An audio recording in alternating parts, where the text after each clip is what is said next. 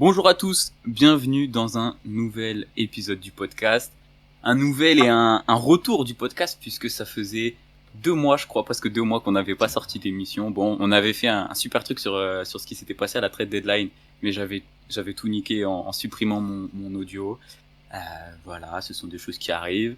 Là, on revient en très grande pompe, toujours avec mes deux compères. Aurel, comment ça va? Ouais, ça va, les Cavs viennent de battre les Nuggets alors qu'on n'avait même pas Jarrett Allen. Ah, c'est incroyable, trop d'émotions.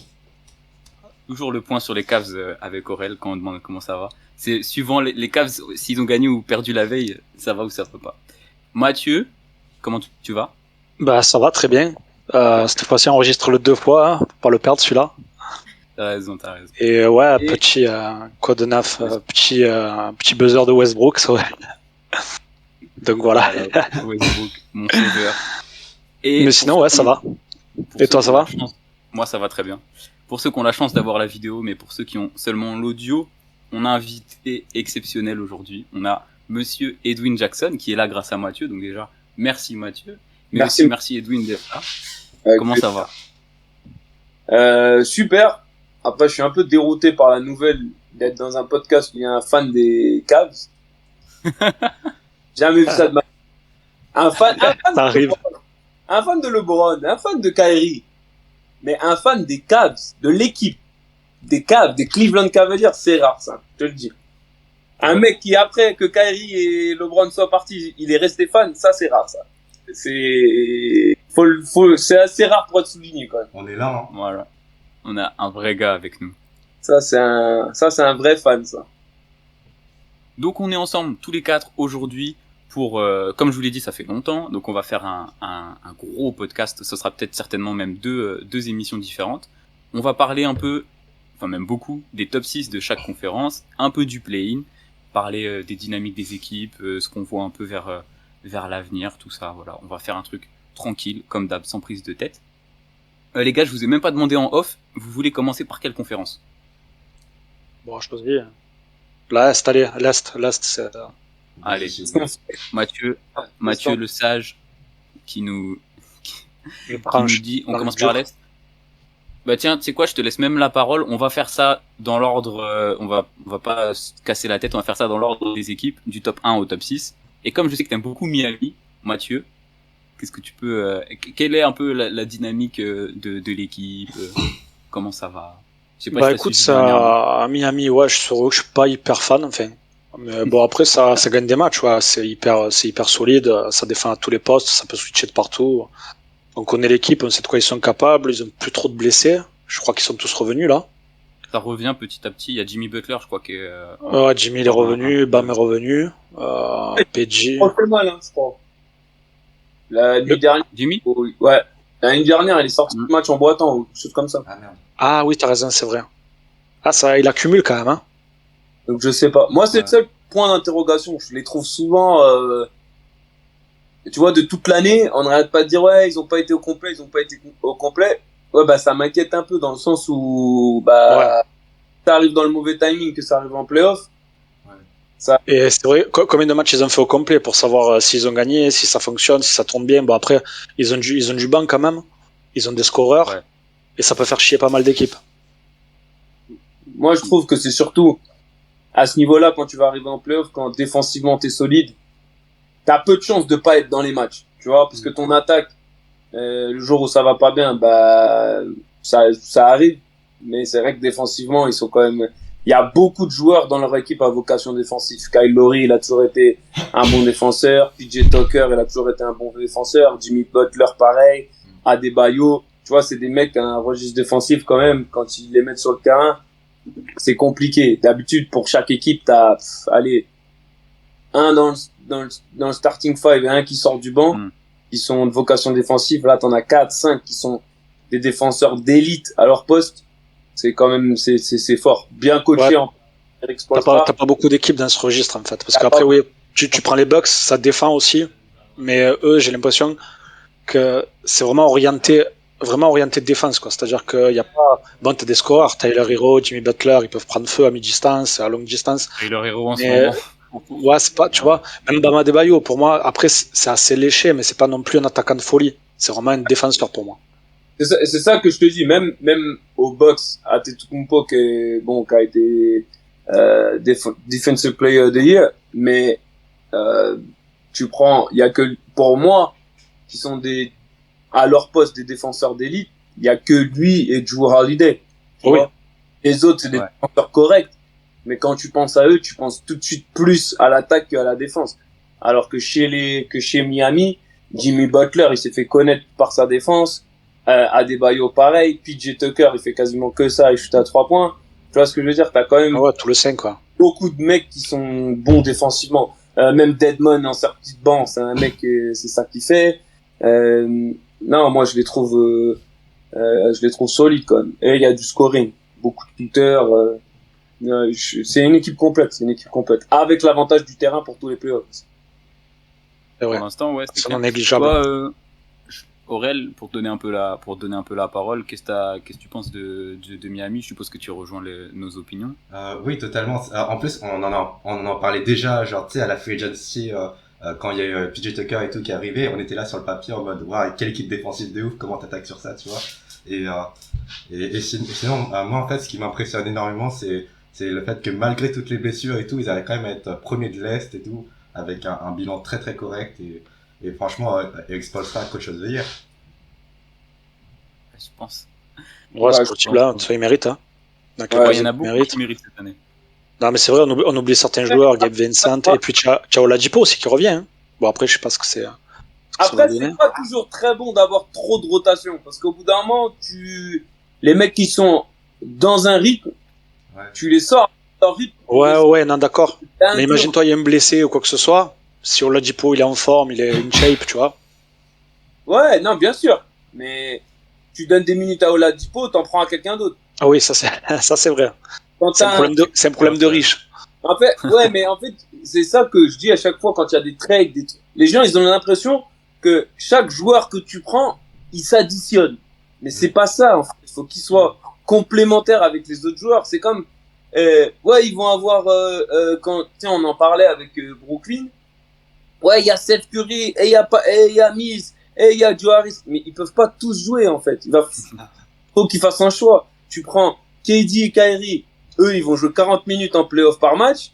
Et après, sur les deux autres extérieurs, tu vas devoir, si Ben Simmons est en rotation, t'as en gros 25 minutes à donner à 3 joueurs. C'est pas, ouais, parce que lui, il met 15 points, lui, il en met 9, lui, il en met 6, que t'as additionné bout à bout. Non, il y a plus de temps de jeu pour tout le monde, en fait.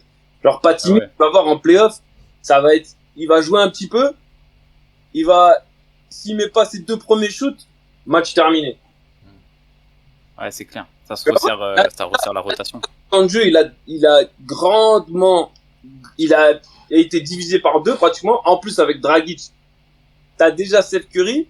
Tu vas avoir Dragic qui est beaucoup plus fort dans la pénétration pour provoquer des fautes dans le jeu avec ballon. Patty Mills, je te dis, à part si Seth Curry il a des problèmes de faute, il va pas avoir beaucoup de terrain. On a discuté, c'est petit quand même à de taille. C'est pas mal de mismatch, hein. Si tu mets Seth Curry, Patty Mills. Moi, je le vois avec les Bucks. Si t'as Antetokounmpo et Bobby Portis et Middleton, les 3 là, dans le poste, Lopez qui revient aussi. T'es obligé de mettre de la taille. Hein. Tu peux pas mettre et Kyrie et Seth Curry et un autre petit arrière dans le backcourt, hein, avec KD en 4. C'est pas possible. Donc KD en 5 pour toi c'est mort. KD en 5 et Simmons en 4. Genre en mode ultra snowball. Mais en fait, moi ce qui me fait rire, c'est pas qui me fait rire. Ça c'est l'aspiration qu'ont les fans. Ben Simmons, il a toujours refusé de jouer 4 dans une équipe où il y avait moins de mecs. Pourquoi maintenant il va dire ouais, j'accepte de jouer 4? Ça c'est la fantaisie des gens, hein. C'est pas, moi je pense pas du tout que Ben Simmons il va arriver à Brooklyn et il va dire ouais, moi je suis le bon samaritain, je décide de jouer 4. Sinon il a dit. Après, de toute façon, ça c'est des postes, tu vois, ça c'est des noms qu'on a au poste, des noms qu'on donne au poste. Mais après, Ben Simmons, dans tous les cas, il est obligé d'avoir la balle en main pour la distribuer parce qu'il peut rien faire d'autre. À part se mettre dos au panier, jouer les mismatchs et pénétrer, il peut pas shooter. On sait très bien qu'il doit jouer avec 4 shooters. En 4, tu bénéficies de plein d'espace. Par exemple, quand il y a un pick and roll 2-5, dès qu'il y a quelqu'un qui va driver, le joueur qui va être le plus athlétique, le plus grand, qui va faire plus d'aide après le poste 5, ça va être le poste 4. Donc si tu joues bien la ligne de fond, Florent Pietrus, il a fait une carrière de faire ça.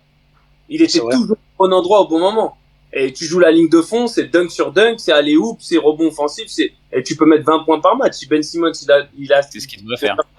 Ça va être comme un Draymond Green avec beaucoup plus de qualité athlétique. Tu vois, quand il double pick and roll avec Seth Curry, il lui donne la balle et ça devient un autre meneur.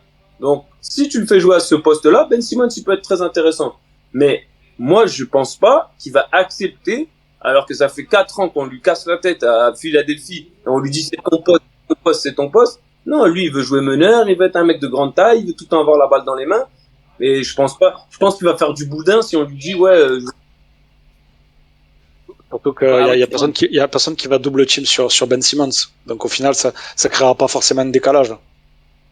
Oui, mais le décalage, il sera fait avant, en fait, si tu veux. Quand tu mets la balle, il a déjà un décalage, il attaque que des close-out, il a pas d'action à faire avec la balle. Tu vois ce que je veux te dire?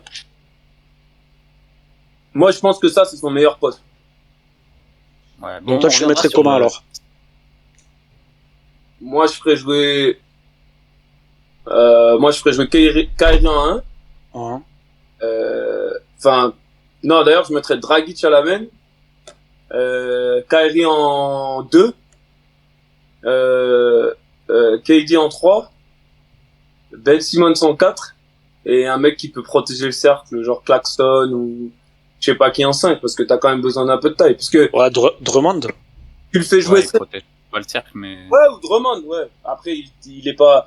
Après, Drummond, le problème, c'est que quand il va avoir des fautes sur lui, il va pas mettre ses lancers. Donc ça, c'est un peu problématique, mais sinon, mais il fait du bien, sinon, je le trouvais plutôt bon, moi. Franchement, pour ce qu'il apporte, c'est vrai que je le trouve plutôt au-dessus de ce que je pensais qu'il allait faire. Mais le problème de KD en 5, c'est que en 5, tu vas charbonner avec les mecs, même si tu fais pas faute, tu vas perdre beaucoup d'énergie. Ouais. Ah ben en playoff, il va faire des fautes, ça il est obligé, hein, ou alors il laisse passer, hein, sinon. Et puis il va devoir défendre, donc en attaque après, bon, on connaît KG, mais il va devoir redoubler d'efforts, même s'il défend. Hein. Tu vois, tu joues Chicago. En plus, tous les 5 dans la ligue, ils font quoi? Ils prennent que des alley-oop. À part Joel Embiid et Jokic, je te parle pas des meilleurs, mais sinon c'est tous des mecs qui prennent des alley-oop et qui vont au rebond offensif. Alors ça veut dire que tu joues 5, tu passes ta vie à box out, à te battre avec les mecs, genre c'est lourd hein, comme truc. Hein. C'est pas. Regarde, je prends l'exemple, tu joues contre Chicago, tout le match tu te tapes Tristan Thompson à box out. Genre, dur, tu vas laisser trop d'énergie sur une série de playoffs. Au bout d'un moment, tu vas passer ta vie, ton énergie, elle va passer là-dedans. À faire des même à Adebayo, même si je joue pas forcément de dos au panier, mais tu te prends Adebayo, tu te prends Embiid, tu peux regarder toutes les équipes. Hein. Même je pense qu'Antetokounmpo il va pas hésiter à forcer sur Durant. Ça c'est sûr. Hein. Provoquer des fautes. D'ailleurs, la match-up, ça va être. Enfin. Du coup, on a sauté 3 équipes. On est passé. Les Nets, c'est. Les Nets, tu es obligé d'y passer. Deuxième équipe. Attends, on respecte. On va. De toute façon, on va y arriver aux Nets au bout d'un moment. Mais du coup, bon voilà, Miami super fort, premier. Toi, Edwin, tu disais que t'avais un peu peur que ça se pète en playoff, et avec justement les rotations qui sont beaucoup plus restreintes. Tu serais pas confiant pour eux là vers la fin de la saison, vers les playoffs? Après, l'histoire de se péter, c'est pareil pour tout le monde. Mais c'est vrai que quand il y a eu des petits trucs récurrents toute l'année, après tu connais pas la gravitude des blessures, donc c'est difficile à jauger. Tu sais, s'il y a des mecs qui sont vraiment revenus à 100%, ou s'ils continuent à jouer avec une douleur, parce qu'il y a ce qu'on sait, il y a ce qu'on sait pas, tu vois. Des fois il y a des mecs qui reviennent et qui jouent, mais qui sont pas à 100%. Et à tout moment, genre, ils prennent le risque que ça se répète. Donc ça, tu peux pas savoir, c'est un peu, mais c'est vrai que ils ont été blessures récurrentes. Après, c'est une équipe, solide, hein. L'année dernière, à Bubble, ils sont allés en finale. L'année dernière, ils auraient fait quelque chose. Là, ils se sont renforcés avec, un mec qui est un vrai général, Kyle Lowry et PJ Tucker qui est en playoff, c'est un super joueur à avoir. Non, c'est une équipe qui fait peur, hein, c'est clair. Hein. C'est une très bonne équipe, bonne organisation, bien coachée. Non, on va falloir compter sur eux, hein, c'est vrai. Ok, bon, on est tous d'accord là-dessus. De toute façon, l'Est, toutes les équipes font peur. Je vais donner la parole à Aurel pour parler un peu des Bucks qui sont pour l'instant deuxième. Pour toi, Aurel, est-ce que les Bucks ils sont toujours favoris, ou est-ce que tu as des équipes qui sont plus énervées que ça? En fait, enfin, je sais pas si je l'avais déjà dit dans le dernier podcast qu'on n'a pas enregistré, enfin, mais j'ai l'impression les Bucks c'est un peu genre le choix de la facilité en tant que fan, genre quand on te demande c'est qui ton favori et tout, parce que il y a le côté assurance ils ont déjà connu ça, et ça reste plus ou moins le même noyau, tu vois, avec Shrew, Cam, Middleton, Giannis, ils ont pas eu énormément de changements, et et là t'as le retour de Brook Lopez qui va leur faire du bien, enfin qui leur fait du bien déjà. Non, c'est une très grosse équipe. Là, j'avais noté qu'ils avaient le 3e calendrier le plus dur à venir, là, sur les 12 derniers matchs. À voir, mais en vrai, je suis confiant pour eux. Et j'ai pas envie de les taper au premier tour. Ils ont un road trip qui arrive là, à Memphis, à Philly, à Brooklyn. Ça va être chaud, ça. Tu disais, Matt? Non, je disais, ouais, il est un peu mitigé. Après, oui, c'est forcément le choix de la facilité parce que, voilà, il n'y a pas eu de gros changements. Enfin, si, pour moi, PJ Tucker, la paire de PJ Tucker, c'est un gros changement quand même. Qu'ils avaient remplacé par Semi et Ojelay. Ça, c'était drôle. Mais après, j'y croyais. Après, voilà, ils ont quand même récupéré Serge Ibaka, même s'il n'avait pas beaucoup joué. Là, je l'ai vu, il revient bien. Brook Lopez qui revient, qui connaît les systèmes, qui peut mettre ses petites banderies, difficile à défendre, tu vois, ce genre de pivot. Puis dur en plus, bon protecteur de cercle. Et puis voilà, bon, t'as les trois amigos là qui. Moi, je les ai vus jouer il y a pas longtemps contre les Bulls. Ça joue super bien. Middleton, Holiday. Et puis t'as l'impression que quand c'est pas un qui prend le lead, c'est l'autre qui peut le prendre, tu vois. Ouais. Moi, pour moi, enfin, je sais pas. C'est vrai que entre les Sixers, entre le Heat, entre eux, je sais pas. J'ai peut-être justement une petite préférence pour les Bucks en finale parce que, justement, ils ont connu ça ensemble. Ouais. Bon, après, ouais, il y a les Celtics aussi, mais bon, enfin, je sais pas. Mais pour moi, à l'heure qu'il est, je mettrais les Bucks. De l'aspect mental, les gens ne se rendent pas compte à quel point ça compte. Et de l'avoir déjà fait. Notamment quand tu perdais 2-0. Parce qu'il faut se rappeler de ça. Les Bucks, ils perdent 2-0. Et ils ont trouvé les ressources mentales, physiques, tout ce que tu veux, pour y arriver. Ils avaient perdu aussi leur Antetokounmpo, là, qui avait failli se péter le genou, là, hyper extension. Ils ont joué sans lui pendant quelques matchs. Tu vois ce que je veux te dire? Non seulement ils ont gagné, mais ils ont pas eu un chemin facile. Et ça, quand il va y avoir des moments, parce qu'il y en a pour tout le monde, des moments un peu plus durs en playoff, je pense que c'est une équipe qui va pas paniquer. C'est une équipe qui a déjà été dans ces circonstances-là, qui a beaucoup plus d'expérience. Tu vois, il y a des équipes qui sont, par exemple, Boston. Ouais, ils sont hyper talentueux, mais ils ont jamais été dans cette configuration. Ils ont jamais été loin. Jason Tatum, il a jamais joué avec la pression d'une finale de conférence, de tout ça. Et ça, peu importe qui t'es, hein, que ce soit, regarde LeBron sa première finale, regarde combien de temps ça a pris à Jordan, regarde Kobe contre Utah, les 2 airballs qu'il a fait. Ces premiers moments, que tu sois, peu importe qui t'es, c'est toujours un peu, c'est pas la même chose. Ah ouais, c'est sûr. Que la saison régulière. Et ça, pour moi, ça joue un vrai facteur. C'est pour ça que pour moi, les Bucks, ils ont quand même un avantage sur d'autres équipes, c'est que ils ont une expérience qui est de ce niveau, de gagner ces matchs-là, beaucoup plus importante que les autres. Après, Miami aussi, tu vois. Ouais, c'est clair. Sport d'expérience. Voilà, Jimmy Butler, on sait qu'il a jamais peur. Kyle Lowry, il a déjà eu un titre. Dragic, il a déjà joué, que ce soit en sélection ou que ce soit pour des grands moments, il va pas avoir peur. KD, bon, je t'en parle même pas. Tu vois ce que je veux dire? Eux aussi, tu vois, eux, ils peuvent être mal pendant les 3 quarts de la saison, et c'est vrai que leur confiance, elle est un peu inébranlable. Tu vois ce que je veux dire? Ils sont capables d'avoir ce bouton un peu on and off, tu vois. On off, là. Le fameux bouton. Et heureusement, dans le contexte actuel, il y a aucune autre équipe qui serait capable d'être prétendant au titre en ayant tous parce que leur saison, c'est brouillon total. Ouais, c'est vrai qu'il faut pas oublier. N'importe quelle autre équipe ils ont eu quelques galères. Je dirais jamais qu'ils peuvent gagner un titre. Impossible. C'est que parce qu'ils ont des joueurs de talent tellement incroyable qu'on peut encore y croire. Mais le mec qui s'est fait trader, il joue toujours pas.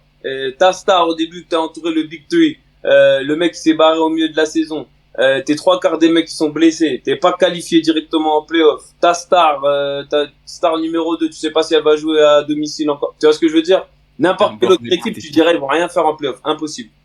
Et puis attention, il faut aussi qu'ils se qualifient parce que c'est pas encore fait. Ils ont un calendrier de fou. Ouais, non, bien sûr. Mais Mais tu peux y croire. Oui, bien sûr. Après, voilà, le talent, il est là. Et comme tu dis, ouais, KG, Kyrie, mais bon. Mais voilà, comme tu disais, admettons, ils affrontent, bon, ils peuvent pas affronter, mais les matchs face à Toronto ou même premier tour, admettons, ils sont combien là, les Nets? 7e, 8e? Ils vont prendre les Bucks 8e. Ou ils prennent le premier ou le deuxième. Donc, ils prennent Bucks. On en reparlera un peu plus tard, les gars. Vous aimez bien revenir sur les Nets, hein, vous êtes toujours bouillis. Ouais, Dwayne, il aime bien aussi les Nets. Je sais qu'il aime bien. Moi, j'ai ouï dire qu'il aimait bien une autre équipe aussi. C'est la plus intéressante, c'est la story la plus croustillante. Le storytelling. Il y a une autre story qui est pas mal croustillante et dont une équipe que t'aimes bien, je crois. En tout cas, d'après mes sources. Philadelphie, 3e actuellement. Alors, bon, moi, comme un bon journaliste, entre guillemets, je me suis noté sur mes notes, Philly ne fonctionne pas si bien. J'ai peut-être un peu abusé. Mais 10 matchs de James Harden, ça fait 7-3. 3 défaites contre des grosses équipes, Miami, Brooklyn et Denver. Toi, Edwin, je te laisse la parole. Qu'est-ce que tu penses de ces matchs? Qu'est-ce que tu penses du futur de Philly? Est-ce que ça clique là directement pour être performant en playoff? Est-ce que tu leur laisses cette fin de saison et tu vas plus les attendre l'année prochaine? Non, l'année prochaine, non. Je pense que de toute façon, ça se voit. De toute façon, même dans sa, tu vois, par exemple, hier, je sais pas si vous avez vu le match, mais même James Harden, défensivement, il a fait beaucoup plus d'efforts que précédemment. Il a pris notamment Doncic plusieurs fois, alors que d'habitude, il se cache à l'autre bout du terrain, il se battait pour passer à travers les écrans. Moi, je pense que sa blessure de l'année dernière, pour avoir déjà été blessé aux ischios une fois, c'est un long processus, parce que même quand tu reviens, ton muscle, il a pas du tout la même capacité de réaction, d'accélération. Et moi, c'est vrai que l'année dernière, même si ça a jamais été un joueur hyper rapide et tout, je trouvais qu'il traînait la patte. Tu vois, je trouvais que son premier pas, il était hyper lent. Je trouvais qu'il traînait la patte. Donc là, à voir. Après, moi, je pense qu'il peut mettre si James Harden, il fait des efforts, là, hier, défensivement, franchement, avec Matisse Thybulle, Joel Embiid, même Tobias Harris qui faisait des efforts, voilà. Après, c'est vrai que leur banc, il est court. Ouais, il est très court. Il est très court. Après, c'est vrai que, mais tu vois, je reviens à ce que tu disais tout à l'heure. Et pour moi, c'est purement mental, mais pour moi, c'était choisi de la part d'Arden, tu vois, dans le fait par rapport à son contrat, tout ça, son poids. Et on voit bien que là, quand il a envie de jouer avec quelqu'un, avec une équipe, il est revenu en forme. Et là, c'est la première fois, à part peut-être ses premières années au KC, où je le vois défendre 1 mètre devant la ligne à 3 points, en attendant Doncic quand même. Il attendait pas un fifre, il attendait Doncic. Après, tu vois, alors ça, oui, c'est pour les caméras, mais quand même, il est là, le mec. Oui, non, mais c'est pas ça. À Houston, pendant 6 ans, ou en tout cas 5 ans, ou truc comme ça, on demandait aux mecs de mettre 35 points par match pour avoir une chance de gagner. Il y a aucun mec qui défend le cul par terre 80 de tout le terrain et prendre 60 shoots, et par la balle 40 minutes dans le match. C'est physiquement impossible. Genre, c'est juste pas possible à faire. Il y a que Jordan et Kobe. Quoi? T'avais que Jordan et Kobe qui pouvaient faire ça. Ouais, mais même ça, moi j'ai regardé les matchs des années 90, c'est pas vrai, les mecs. Jordan, il commençait pas le match sur le meilleur joueur adverse. Si le gars il prenait chaud, il allait le prendre. Oui, non, t'avais Pippen et Ron Harper, donc au final. Ouais, ça, mais faut remettre les choses dans leur contexte. Oui, non, c'est vrai. Genre, ils défendaient le meilleur joueur tout le match, c'est pas vrai. Quand il y avait des moments dans le 4e quart-temps qu'il fallait shut down un mec ou qu'il fallait faire un stop bien précis, ouais, ces mecs-là, ils peuvent le faire parce qu'ils ont toujours été des super bons défenseurs. Mais c'est vrai que physiquement, pour toute l'année, de tout le temps prendre le meilleur joueur adverse, pendant 82 matchs, ça laisse des séquelles. Ouais. Mais, non, moi, je pense que leur banc à Philly, il est très court. Genre, moi, le seul mec à qui je fais un peu confiance en sortie de banc, c'est George Niang. Et DeAndre Jordan, il va t'apporter quelques trucs parce que avec James Harden, maintenant, on l'a vu hier, quelques alley-oops, trucs. Il a bien joué hier, hein. Même défensivement, il a fait quelques stops. Il a une bonne connexion. Mais sinon, leur banc, qui du banc sort et donne quelque chose? Franchement, moi, leur banc, je le trouve vraiment, que ce soit... c'est vrai que t'as Danny Green, t'as Thybulle, t'as Korkmaz, Millsap. Je sais même pas s'il a joué. Il est pas blessé, Millsap? S'il a joué un petit peu. Après, je sais pas s'il est blessé, mais si, il a joué. Mais après, t'as des joueurs, mais t'as pas ce mec qui va te marquer des points, ce mec qui va faire la Non, différence. t'as pas une dynamiteur de la seconde unit. Même les joueurs que t'as, allez, c'est qui le meilleur joueur du banc de Philippe? Là, j'ai les noms sous les yeux. Après, tu peux faire sortir par exemple Maxi. Au moins, il peut être dynamique. Je vais dire, moi, je mettrais Maxi, je le sortirais du 5. Voilà. Et je vais jouer en tant que dynamiteur de seconde unit. Et moi, pour moi, c'est ce qui est le plus logique et c'est ce qu'il devrait faire. Parce que t'as quand même des bons role-players, tu vois. Danny Green, ça peut défendre. T'as un peu des joueurs avec qui ça peut fitter avec Maxi, tu vois. Moi, c'est ce que je ferais en tout cas. Moi, d'accord. Aurel, si t'as un truc à dire sur les Sixers, Ah, plutôt d'accord, pas d'accord. alors, moi, je te le dis, je suis pas super fan d'Embiid, tu vois. Genre, là, récemment, on les a affrontés, tu vois, avec Cavs Sixers, tu vois.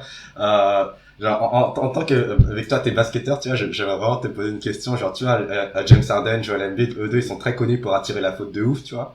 Et des fois, genre, quand je regarde le replay et tout de certaines actions, les calls qu'on lui donne, je trouve, genre, tu sais, quand Pumpek, ensuite, il va vers le défenseur et tout pour aller chercher la faute et tout. Enfin, moi, je trouve ça tellement pas beau, mais je sais pas ce que t'en penses toi en tant que basketteur. Bah, moi, c'est l'utilisation des règles, en fait. Genre, les règles, les attaquants comme les défenseurs, ils les connaissent, en fait. Je comprends pas pourquoi les mecs, ils râlent. En NBA, t'as pas le droit, si tu sors de tes appuis, t'es plus en contrôle. Tu n'as pas le droit à partir du moment où t'as quitté le sol, t'es un joueur en mouvement. Donc, même si l'autre, il va en avant, toi, de toute façon, tu peux être que vertical. À partir du moment où tu sautes en avant, en arrière, sur le côté, t'es un joueur qui est plus en position. Donc, il y a faute. Les attaquants comme les défenseurs, ils les connaissent, les règles. Donc pourquoi les défenseurs, ils seraient plus savoir que les attaquants?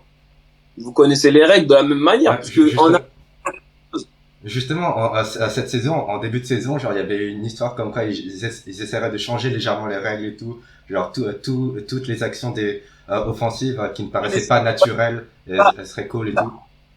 Ça, c'est rare parce que je les regarde. Par exemple, hier, ouais, c'est arrivé une fois. Mais sinon, par exemple, il le fait sur le swipe. Les gars, ils ont leurs bras tout le temps. Ok, ils ont leurs bras tout le temps et ils swipe, ils montent comme ça. Et à chaque fois, on lui prend son bras. Et moi, je vais te demander une question. Pourquoi ça arrive jamais à Embiid? Tu l'as déjà vu, Embiid, être sifflé pour cette faute? T'as déjà vu Embiid être là avec sa main comme ça et un mec qui lui fait ça? Parce qu'il connaît les règles. Les gars, ils ont qu'à s'adapter aux règles. C'est pareil pour tout le monde. Genre, moi, c'est pour ça qu'ils en abusent, hein. C'est pour ça que Chris Paul fait ça à chaque fois, parce qu'il sait que s'il fait semblant de shooter en prenant le bras, on va lui siffler faute, vu que c'est la règle. Et normalement, en tant que défenseur, et moi je le vois en Europe, c'est pareil, t'as pas le droit de sortir, normalement, t'as pas le droit d'avoir tes mains dans le cylindre de l'autre joueur. Ouais. À partir du moment où ils ont leur... Après, je comprends que ça énerve les fans, parce que genre, c'est entre guillemets, c'est pas des actions basket, le gars il cherche pas à marquer. Ouais. Mais t'es dans le bonus, le gars il présente ses bras, bah boum, tu prends 2 points. Moi justement, je trouve que c'est l'inverse. Je trouve que les arbitres sont plutôt cléments parce que combien de fois tu vois le mec mettre la main dans le dos du joueur et ça normalement c'est faute, rien que ça, parce que tu dois pas toucher le joueur. Et au final, bon après c'est le jeu, mais je trouve justement que si les arbitres ils respectaient toutes les règles, à NBA comme en Europe, le jeu il serait vachement plus haché. Ouais. Après aussi, c'est un autre truc. Moi, je vois beaucoup de mecs qui râlent. Moi, je vois sur les drives de Harden, à chaque fois qu'il drive, il y a un mec qui vient mettre sa main et qui fait ça. Donc, ouais, des fois, il y a faute. Ouais, des fois, il y a pas faute. Mais de toute façon, hein, je te dis, un mec de ce niveau-là, déjà, il cherche le contact. Que tu lui tapes le bras, il peut quand même mettre le N1. Donc, ça va pas changer grand-chose. Et c'est des trucs, pour moi, c'est de l'indiscipline. C'est comme quand les mecs, ils font des pump fakes et que tu sautes. Par exemple, ça rendait Greg Popovich, ça le rendait fou. Ou que tu faisais faute sur un shoot à 3 points. Moi, pour moi, c'est de l'indiscipline défensive. Alors, je comprends que les gens, ils aiment pas et que, mais tous les meilleurs scoreurs de la ligue, de toutes les ères, elles ont toujours shooté un nombre considérable de lancers francs. Genre, c'est pas nouveau. Et en plus, à l'époque, genre, que ce soit les Jordan, Olajuwon, Shaq, tout ce que tu veux, mais regardez les matchs des années 90 en playoff. Mais chaque 2 actions, il y a faute et ils vont à la ligne des lancers francs. C'est pire que maintenant. Hein. Moi, je trouve que maintenant le jeu il est moins haché. à l'époque, il y avait beaucoup plus de lancers francs. J'ai regardé un match de finale NBA. Michael Jordan, il prend 37 lancers francs en un seul match. Oh, on n'a pas fini de gueuler. Tu vois ce que je veux dire? Genre, c'est énorme, quoi. Ouais. Après, c'est des fautes. Elles y sont, tu vois. Alors, c'est vrai que c'est plus des moves de basket et les mecs, ils peuvent pas les contrôler. Mais, bah après, moi, en tant que joueur, je suis un joueur qui cherche beaucoup les fautes aussi. Donc, c'est un truc en vrai, qui me choque pas. Mais, ouais, je sais Faut pas. savoir jouer avec les règles. Quoi? Faut savoir jouer avec les règles. Ouais, et en plus, tu le vois, parce qu'il y a plein de fois où James Harden, il drive, et il cherche la faute, et quand les mecs, ils restent droits, sans venir mettre les mains, des fois, il rate, et il se plaint, et tout ça, il cherchait la faute, donc il l'a pas eu, et finalement, il y avait pas faute, mais c'est, pour moi, d'aller chercher avec les mains, de toute façon, à partir du moment où tu défends avec les mains, c'est de l'indiscipline défensive, pour moi. Après, Ouais, c'est pour ça que la plupart maintenant le savent, ils connaissent James Harden, ils savent qu'il il fait des saisons où il fait presque 10 fois sur la ligne de lancer, bon j'exagère, mais voilà, maintenant ils le savent, lorsqu'ils drive, soit ils restent sur dans leur cylindre, ils lèvent juste les bras, et ils ont juste à prier pour qu'ils ratent, c'est tout. Ça. Mais oui, après pour moi ils respectent les règles. Et ils jouent avec les règles, ouais, c'est juste qu'ils jouent super bien. C'est comme au foot, les gens qui savent, maintenant avec la VAR, qui savaient faire comment faire un penalty ou... ouais, moi je suis d'accord avec ça. Moi je suis pas d'accord avec le truc de. C'est vrai que quand les gars ils se lançaient en avant comme Aurel a dit, ça ouais, fallait l'arrêter. Je trouve ça. C'était pas du tout. Enfin, c'est pas un geste de basket, tu vois. Tu sautes, le mec ok, il veut te contrer et disons qu'il saute, mais il veut sauter à côté de toi.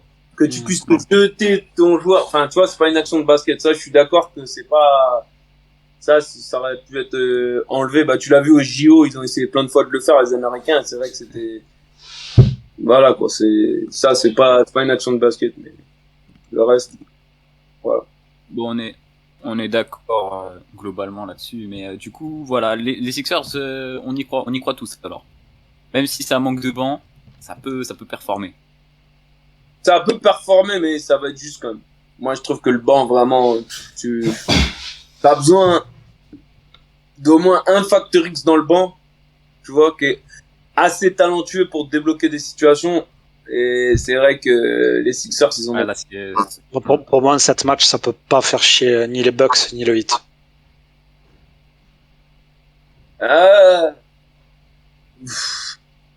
Pour moi, c'est des questions de... Tu te rappelles l'année où San Antonio, ils avaient perdu au premier tour contre Memphis, qui était 8e? Je me rappelle, ouais. Mais après, ils avaient du banc.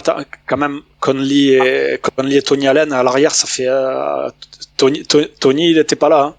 Ouais, et puis Zach Randolph, Marc Gasol, il y avait du monde quand même. C'est des questions de... Ce que je veux dire, c'est que c'est des questions de match-up. Oui, ouais, mais c'est ce que je te dis. Tu vois, à l'époque, le Grit and Grind, c'était fou quand même. Ils avaient une belle équipe. Je crois même il y avait plus Rudy Gay, je crois qu'il y avait Tayshaun Prince. Ça défendait à tous les postes. Au final, ça rejoignait un peu toute proportion gardée, mais ça rejoignait un peu le Heat quand même, je trouve. Ouais, mais alors... C'était la grosse équipe des Spurs, hein. T'avais encore Duncan en forme, t'avais Gino. Bah alors, ok, mais aux Bucks, donc quand ils vont jouer aux Bucks, donc tu vas doubler à chaque fois Embiid ou tu vas laisser un contre un avec Antetokounmpo, il va défendre sur Embiid tout le match. Bah tout dépend qui est en face. Ouais. Mais tu vois par exemple le Heat, ils vont pas doubler sur Antetokounmpo. Ils peuvent mettre une petite zone comme ils avaient fait dans la bulle. Ouais, mais Antetokounmpo, il joue beaucoup moins de post-up. Oui, c'est vrai. Beaucoup plus face au cercle. Donc c'est plus dur de le doubler justement. Il s'est mis dans ce truc-là pour que les gens puissent pas le doubler justement. Mais dans le poste bas, Embiid, c'est encore plus une force que Antetokounmpo. Inarrêtable. Ah oui, c'est clairement leur force. Oh. C'est clairement grâce à lui qu'ils sont là. Hein. Ouais, donc moi autant avec le Heat, parce que t'as des défenseurs à tous les postes, la match-up, elle me dérange pas. Avec Drew Holiday, il va s'occuper de Harden, sûrement, tout le match. Mais après, Tyrese Maxey, par exemple, sur tous les autres gardes, il gagne. Parce que c'est pas Grayson Allen qui va arrêter Tyrese Maxey, je te le dis tout de suite. Bah après Middleton, tu peux le mettre sur Harden aussi, même si ça... Ouais, mais... Ouais, mais après, tu mets un de tes meilleurs joueurs dans des problèmes de faute, tu vois ce que je veux dire? C'est possible. Middleton, ils ont besoin qu'il score. Parce que Middleton, je pense qu'il n'y a pas beaucoup de matchs cette année qu'ils ont gagné avec lui mettre moins de 20 points. Ils ont vraiment... Ouais, puis bon, c'est clair. Donc, Oui, à la rigueur, les Bucks, je mettrais pas ma main à couper. Mais tu vois, et pourtant, pour moi, c'est les favoris. Mais après le hit, enfin, je sais pas, même après Embiid, voilà, pour moi, c'est avec peut-être Jokic, le prétendant au MVP, y a aucun souci, il est injouable. Je l'ai vu encore hier, tu peux rien faire. Pour moi, il me fait penser un peu à l'époque Shaq Lakers. Mais voilà, après, comme tu dis, ça manque quand même de bancs. Ok, ils ont 2 scoreurs magnifiques. C'est un peu dépendant de l'adresse de mecs comme Green, de Ty Bull, tu vois. Je trouve qu'il y a beaucoup de facteurs pour que ça aille au bout. Ouais, moi je trouve qu'il y a beaucoup de facteurs pour que ça aille au bout, ça c'est sûr. Moi je sais pas s'ils peuvent encore signer des mecs là, mais moi j'essaierai à tout prix de signer même un vétéran, mais un mec solide qui sort du banc, tu vois, genre Jamal Crawford. Ouais, après lui ça fait quand même 40 pendant un an, c'est Ça comme va 40 ans. Ouais. Bon, du coup, on va passer à l'équipe d'après, top 4. Est-ce qu'on les attendait top 4 au début de la saison? Certainement. Après 2 mois, beaucoup moins. Les Celtics sont en train de faire une remontée de folie. Meilleure défense de la ligue à l'heure actuelle. De loin, la meilleure défense en 2022. Je sais pas qui veut commencer. Matt, par exemple, si tu veux commencer. Bah ouais, bah écoute, en début de saison, moi je crois que je les avais mis 6e, si mes souvenirs sont bons. Après j'avais dit, oh là, bon, je suis loin, ça va, ça va même pas en playoff. Et bah ouais, écoute, enfin, je trouve ça pas fou parce qu'au final, on les attendait un peu là, mais ouais, la remontada est belle. Et je trouve que on en a pas beaucoup parlé, mais je trouve qu'ils ont fait vraiment une bonne mi-saison en matière de trade. On avait parlé, ouais. On avait dit Ouais, je trouve qu'on en a pas beaucoup parlé parce que forcément il y avait le gros trade entre les Nets et les Sixers, mais tu vois, récupérer des mecs comme Derrick White, je crois qu'ils ont récupéré Tace aussi. Au prix Tace. Et voilà, c'est pas des noms clinquants, mais c'est des mecs qui font le taf. Bon, même si après le temps de jeu de Derrick White, je sais pas pourquoi il joue que 20 minutes, mais je crois que c'était le seul arrière qui faisait un contre et une interception de moyenne par match. Et voilà, tu mets ça avec Smart, enfin, je sais pas, ça vient pas mal d'équipes, et on le voit actuellement. Et puis bon, Tatum il revient en forme, tu as Jaylen Brown aussi qui score pas mal. Après, ouais, peut-être que, ouais, Robert Williams aussi, mais après, ça manque peut-être un peu pas de viande, ils ont de la viande, mais du scoring intérieur, je trouve. Et eux aussi, ils sont un peu tributaires de l'adresse des Larons, là.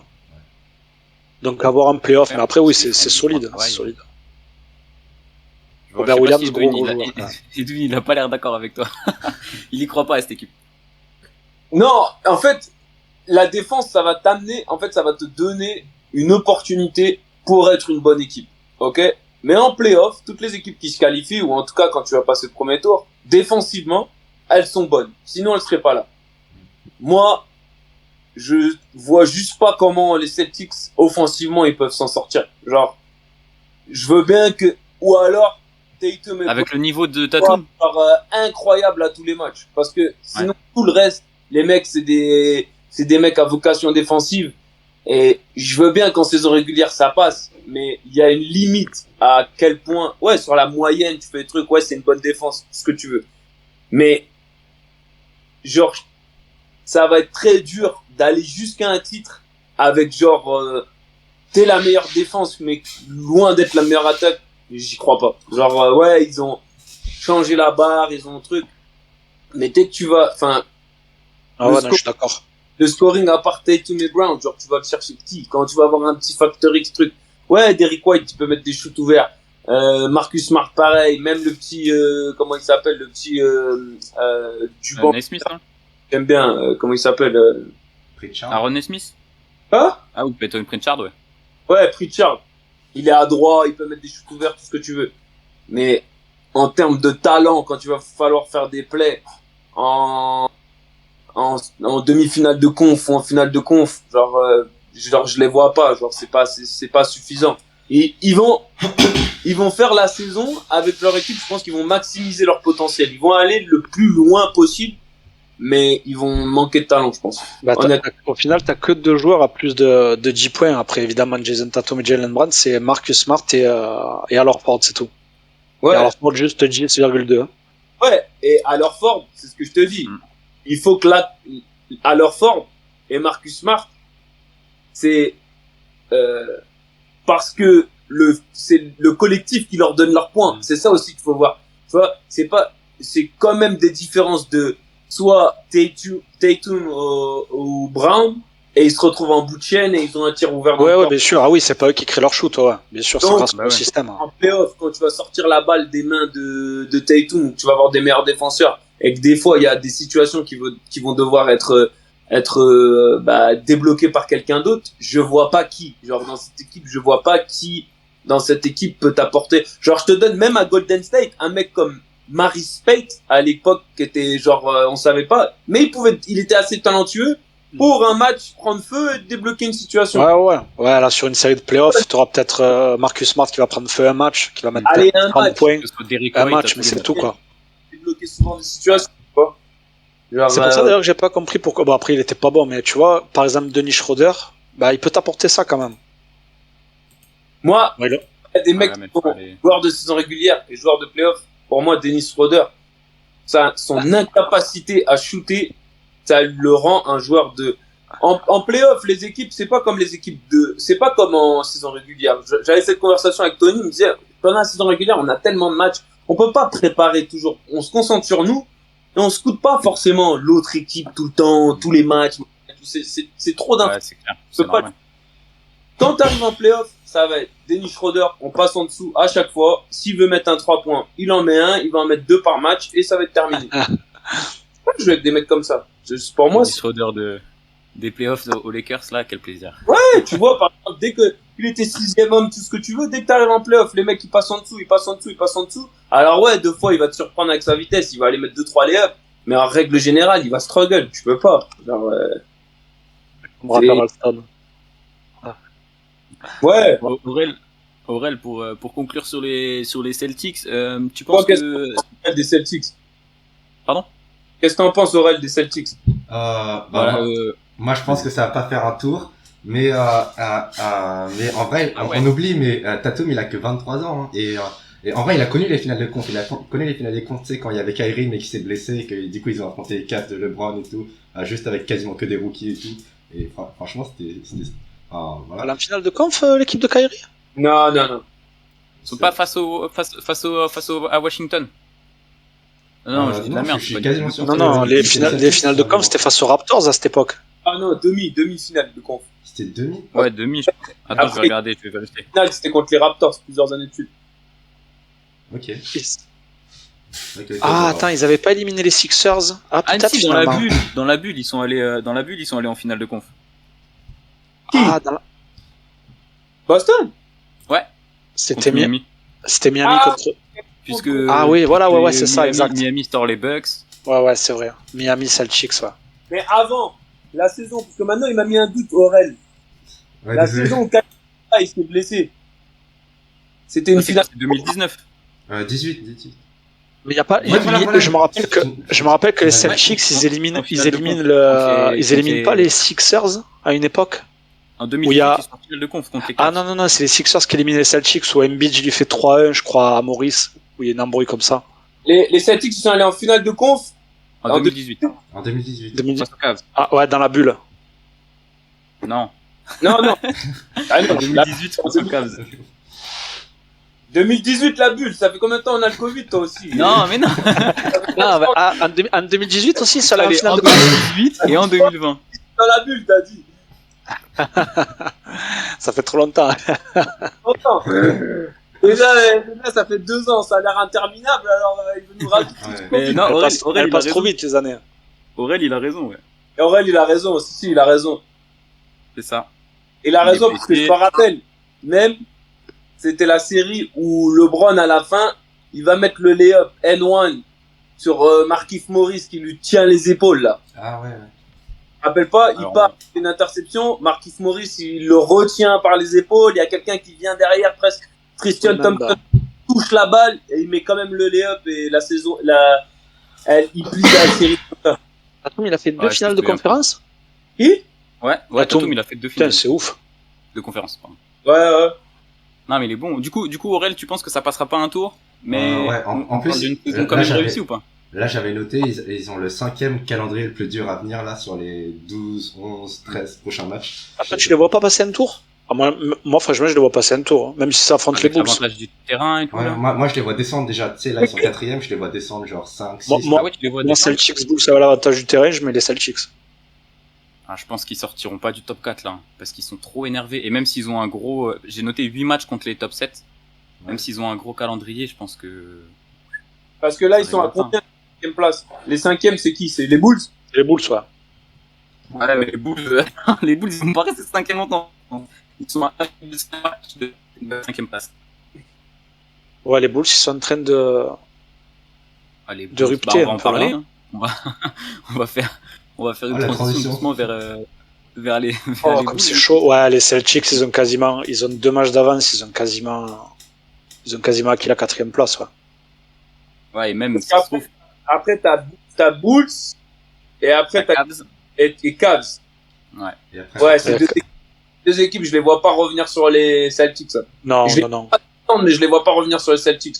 Donc, si Et t'es je pense même que les Raptors, ils vont remonter sur les Cavs avec ce qui est en train de se passer, là. Bon, même s'ils ont gagné hier, mais ils sont en train de perdre de Ils plumes, ont pardon. perdu les Raptors hier. Ouais, les Cavs, ils sont en train de morfler un peu.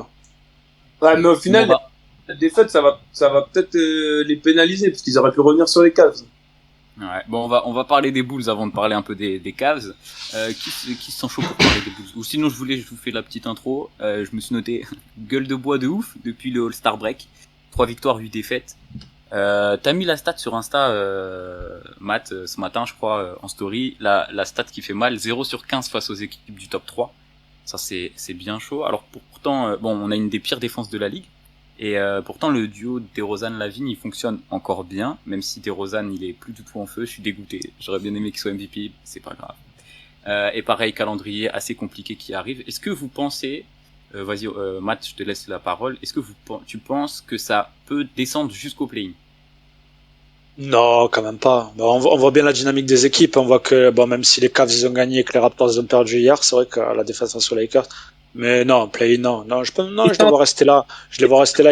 Je connais pas leur calendrier, mais je pense qu'ils vont affronter un peu du menu fretin quand ils peuvent pas tous s'affronter Non. entre eux.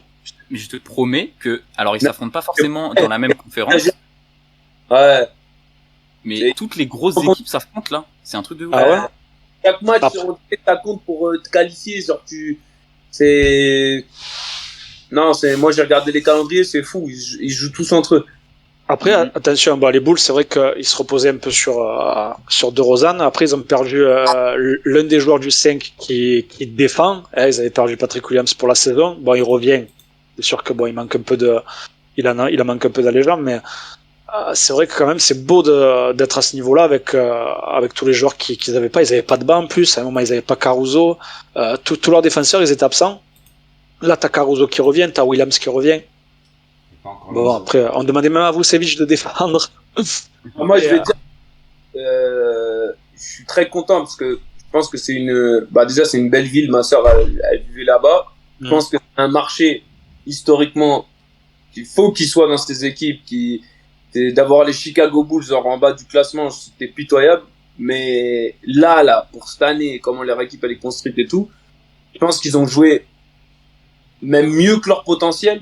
Bien sûr. Mais c'est une équipe auquel je crois, mais pas du tout, même pas un petit peu. Genre, Ah ouais, non, c'est sûr. Mais après, c'est beau. Pour les J'avais playoffs. un collègue qui disait c'est la première fois où tu peux ressortir ton maillot des Bulls tranquille dans la rue sans te faire galéger, tu vois. Ça, c'est clair. Mais Et voilà, c'est vrai que ça fait plaisir de les voir là. Mais ouais, c'est vrai que ça va être dur quand même. en playoff, Ouais. déjà, je vais te dire un truc. Un de tes meilleurs joueurs offensifs, c'est ton pire défenseur, Vucevic. Et dès que tu vas faire du pick and roll, les Bulls, ils vont pas pouvoir défendre. Ah ouais, non, il peut pas défendre. Alors, on l'a Même- vu à Orlando pendant des... Alors, en attaque, il n'y a pas de problème. Hein. Donc, main droite, main gauche, tir à 3 points, tout ce que tu veux. Mais dès que tu vas aller de l'autre Ouais, côté c'est du très léché. c'est trop compliqué. Mais encore, moi je dois dire qu'on lui demandait de défendre et c'est pas du tout son registre. Mais sur fort, certaines phases, il défendait un peu le cercle. Hein. Et Vucevic, je sais pas, il y en a beaucoup qui l'ont cramé et je trouve qu'il fait une bonne saison. Après, c'est sûr, c'est la troisième Oui, arme mais- offensive. Mais oui, évidemment, il est très très lent. Sur pick and roll, il est hyper mauvais. Et voilà, après. Et puis bon, quand tes deux joueurs qui jouent le plus, c'est Vucevic et DeRozan, défensivement, enfin, c'est l'inverse des Celtics. Est-ce que Aurel, au final, ils vont pas se retrouver où on les attendait un peu, les Bulls? Je sais pas où est-ce que tu les attendais, toi, au début de la saison. Là, dans le top 5, 6, bon, peut-être pas plus bas, mais... Moi, là, genre, tu sais, il y avait HBA, NBA France, là, avec un H, tu sais, qui avait demandé de faire les pronos et tout pour la fin de la saison. Moi, je les ai mis 6ème, du coup, les Bulls. Et du coup, ouais, comme Edwin l'a dit, je les vois mal passer un tour de playoff. Et je me demandais, t'as une info sur le retour de Lonzo? Vu que je me dis, ça peut leur faire du bien. J'ai pas regardé, tiens. Ah Je sais non. pas ce que ça dit sur... C'est vrai que... C'est vrai, j'avais zappé. Non, parce qu'en vrai, ils ont... C'est un vrai joueur aussi. Ouais, très bon. Ils ont Bon défenseur en surperformé plus. en ayant beaucoup moins de joueurs que ce qu'ils devaient avoir, en fait. C'est vrai que ça a été... Leur saison, elle est assez remarquable, mine de rien. Qu'est-ce que ça me dit, ça? Entre le Covid et les blessures, c'était... Ah Le ouais, 20 non, janvier... ça, c'est indéniable. Les Bulls, cette année, ils ont fait de nouveau, ils étaient une équipe compétitive, une équipe qui a eu des très bons moments. Voilà, c'est une équipe, t'allais pas chez les Bulls, hop, tu cochais victoire. Ils sont redevenus une vraie équipe. Mais pour les playoffs, on parle encore un autre niveau. Je pense que ça y est, ils ont atteint leur plateau et que, voilà, 6ème, ils fait le mieux qu'ils puissent faire, ou au pire, ils auraient pu finir 5ème. Mais en playoff, après, et puis même. On va retrouver les playoffs tranquillement et on verra Ouais, ce que ça donne. au-delà de ce que tu voulais au début de l'année, la dynamique de fin d'année, souvent, tu peux être super bon en début d'année et quand tu arrives vers les playoffs, tu perds 10 matchs sur 13. Tu vas pas être bon en playoff. Genre, ça va être très compliqué. Genre, tu vois, c'est mieux d'être une équipe comme Boston qui a galéré au début et qui arrive pleine bourre en playoff que l'inverse. Et là, tu vois que les essoufflent au mauvais moment de l'année et ça pour après remettre un coup en playoff, bonne chance. Ça fait très compliqué. Non, c'est clair. Ils ont pas eu beaucoup de chance quand même entre tous les blessés à l'arrière. Mais oui, j'imagine qu'une équipe comme les Nets, ils aimeraient bien les affronter au premier tour, tu vois, par exemple. Ouais. Ouais, là, ça va être compliqué. Non, ça va être compliqué. Faut qu'ils reprennent. Bon, on va pas se lancer sur des trucs comme ça. Écoutez, on va parler de la dernière équipe du top 6 avant de parler un peu du play-in et on a pas mal abordé les Nets. Ça va plaire à Aurel. Laisse la parole à Aurel. Exactement. Je vais laisser la parole à Aurel. Là, il est au top. On va parler un peu des Cavs qui aussi sont pas en top forme en ce moment, les Cavs. Non, on a eu plein de blessures cette saison. Peut-être moins que les Bulls, mais on en a eu quand même pas mal et tout. Là, en ce moment, on n'a pas Jarrett Allen, un de nos deux meilleurs protecteurs de cercle, donc quand même, c'est important. Mais ce que j'adore avec cette équipe, c'est que même avec quelques blessures et tout, on arrive quand même à se battre et tout. Genre là, par exemple, hier, c'est Lauri Markkanen qui s'est donné de ouf. Et genre, à chaque soir, t'as l'impression t'as un autre gars qui se donne de ouf et tout. Et bon, même si ça va être compliqué de passer un tour, mais au moins, franchement, on peut être, surtout par rapport à notre âge aussi, genre, on est une équipe de jeunes, genre, moi, je pensais qu'on serait genre 11ème, et je pensais être optimiste en disant 11ème, tu vois. Et là, on est genre 6ème, c'est incroyable, tu vois. Mais les gens je te jure qu'au début de l'année, quand j'ai vu les noms sur le papier, moi, je trouvais l'équipe d'une hyper complémentaire, très bien construite, et super talentueuse, hein, parce que moi, Garland, je le connaissais, parce que j'ai fait des walkouts avec lui, et je le trouvais déjà super bon. T'as Colin Sexton, qui est offensivement et défensivement, qui peut apporter des choses. T'as Cedi Osman, qui est un shooter sûr, qui comprend le basket, qui bouge bien son ballon, et qui est capable de faire des stops défensifs, des fois prendre feu un peu avec son adresse. T'as Markkanen et même un Kevin Love qui sort du banc qui te donne. Enfin, je trouvais quand même que il y a de quoi faire quand même. Je trouve que si tu prends poste par poste, tu vas avoir des différences avec les Chicago Bulls, dans le sens, tu vas avoir DeRozan et Lavine qui ont un plateau qui est bien supérieur. Mais si tu prends l'ensemble de l'équipe, poste par poste, je pense que Cleveland, ils ont une meilleure équipe que Chicago, par exemple. Plus de talent, ouais. plus de talent, genre des joueurs qui sont capables de débloquer plus de situations que Chicago. Moins de joueurs de rôle, tu vois ce que je veux dire? Genre, Talent, je trouve. quoi? Plus de talent pur chez les Cavs que chez les Chicago. Franchement, Allez, Bah, quand supérieur t'as- à Vucevic. Et t'as Mobley, quand t'as, Ouais, Mobley, Mobley, je le mets à part. au début de l'année, t'as Garland, Sexton, Lauri Markkanen, t'as Kevin Love, même si c'est un mec qui a quand même eu des matchs à 30 points, quand il met dedans, il met dedans. Ah ouais. Mm. Non. Sur des matchs, c'est un gars qui est vétéran, qui a des Il qui a lissé. des trucs. T'as un rookie avec Evan Mobley qui est bon. T'as le jeune là, comment il s'appelle là, Okoro, qui est solide défensivement, qui va mettre des slash machin, qui va devenir un vrai joueur. Moi, je trouve que les Cavs, même sur le papier, c'est loin d'être une équipe dégueulasse. Hein. Faut aller chez eux, faut aller les battre. Ah ouais, moi, en début de saison, je sais pas, j'étais un peu mitigé. Je savais pas où les mettre, tu vois, dans la mesure où il y avait Markkanen, il y avait Love, il y avait, bon, après Love, il y avait eu un bruit l'année dernière. Et je me disais, putain, mais en prenant Markkanen, en prenant Jared Allen, Evan Mobley, qui a du basket plein les mains, qui pour moi ressemble à, je sais pas, à Tim Duncan, tu vois, et ils vont même pas le faire jouer, et finalement, bah, avec tous ces grands, tout le monde rigolait de ça. Tout le monde disait, c'est quoi cette équipe et tout, le monde veut jouer small ball, et eux, ils prennent que des joueurs de plus de 2m10. Et ouais, putain, et puis finalement, en plus, ils avaient même rajouté Rubio en début de saison, ça tournait super bien. Ouais, ça te super bien. Non, Et moi, ouais, non, franchement, ouais, ton analyse est bonne. C'est Osman, c'est un très bon joueur. Ouais. t'aurais été la même équipe, ce serait les Clippers, par exemple, avec le même roster, tu dirais pas ça. Au début de l'année, parce qu'il aime pas, il déteste les Clippers, il aurait Déteste les Clippers, 15e. ça. C'est pas une équipe, c'est les Clippers. Voilà. Qui aime les- Voilà, je te donne même un exemple. Ils ont un meilleur roster que les Lakers. Oh. Oui, ah oui, bien mieux construit. Ah bah, au Pas sur le global, papier, au évidemment, global, oui. mais bien mieux Ah construit. oui, ouais. au global, je te parle pas des... Parce que les gens Claire. regardent toujours. Ouais, mais t'es aussi faible que ton maillon le plus faible. Hein. Les gens, ils me font rire. Ouais, LeBron, dans ton équipe. Mais si tu l'entres le 11 peintre, il va pas gagner les matchs. Hein. Arrêtez un peu. Ah, Mec, c'est clair. Ils ont sorti Didier Augustin de sa retraite, les mecs. Leur équipe Arrête, on ne peut parle rien. pas. Stanley C'est Johnson, dur. Il est dur avec nous. il joue en Chine il y a 2 Non. ans.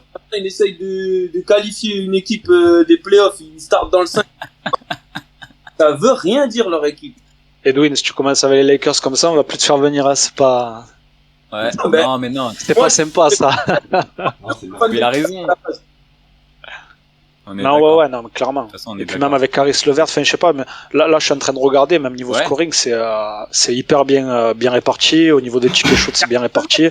Elle peut faire chier quand même. Hein. Après, bon, il y a des blessés, mais après, voilà, il y a le facteur expérience aussi. Ça revient un peu au mental que tu disais. C'est très très jeune, ça a pas trop connu les playoffs, pas du tout même. Après, il y a les deux. Il y a, quand t'es très très jeune, il y a cette insouciance. On a Ouais. rien à perdre. C'est quoi, nous, on joue. T'as l'Ajax d'Amsterdam. Et pour le coup, ils ont une grosse défense, eux. Ils ont une très grosse défense. Hein. Ouais. Donc, Moi, ils sont pas là, l'équipe ils mettent 130 points par match. Ouais, mais en gros, ils affronteraient qui là du coup 6ème, c'est qui les Bucks du coup pour l'instant Non, Sixers. Non, Sixers, c'est ouais. pour l'instant. ouais, ils peuvent les faire chier. Hein. Moi, je te dis. Ouais, tu peux prendre 1 ou 2 matchs, mais pas plus. 3. Ouais. Après, il faudrait voir la confrontation entre Allen et Embiid pour voir s'il Et a. enflammé par les Cavs. Parce Ouais, putain. Le dernier- Aurel et Edwin, Ah, grave. il y a un truc. ils l'ont gagné, les Sixers, le match, le dernier qu'ils ont joué à Philly. Mais ils sont employés. Hein. Ouais, c'est vrai. Ouais. Je me souviens de ça. Là, le dernier match de son régulier, parce que je l'ai vu, où Garland, il a fait un chantier pas possible. Et Embiid, Harden et Maxi, ils ont mis genre 25 points les trois. Et pour Ouais. ils étaient pas loin de gagner le match. Hein. C'est ça, je regardais, il y avait 4 points Mobley, d'écart. ouais. Ils avaient même le shoot, je crois, soit pour la gagne, soit pour égaliser. Parce que Oui, même- c'est pas où Mobley met le shoot à 3 points là. Parce qu'il a fait un truc comme ça d'une touche. Ouais, mais ils étaient à moins 4, je crois, et du coup, Mobley, il était obligé de prendre le shoot. Ouais, il était obligé de prendre le shoot, il a fait un truc, mais c'est...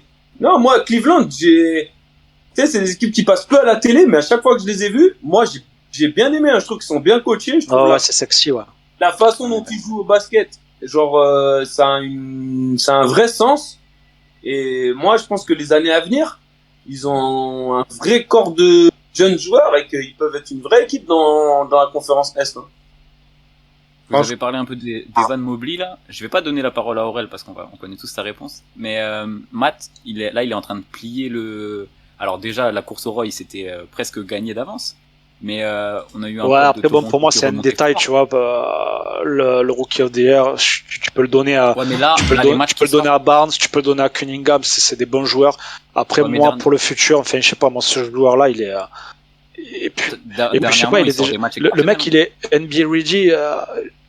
Enfin, tu le vois jouer, on dirait que ça fait 5 ans qu'il est dans la ligue. Je sais pas ce que vous en pensez. Moi, j'adore ce type de joueur. C'est un joueur qui sait tout faire, à mon avis. Son potentiel, il est tellement immense.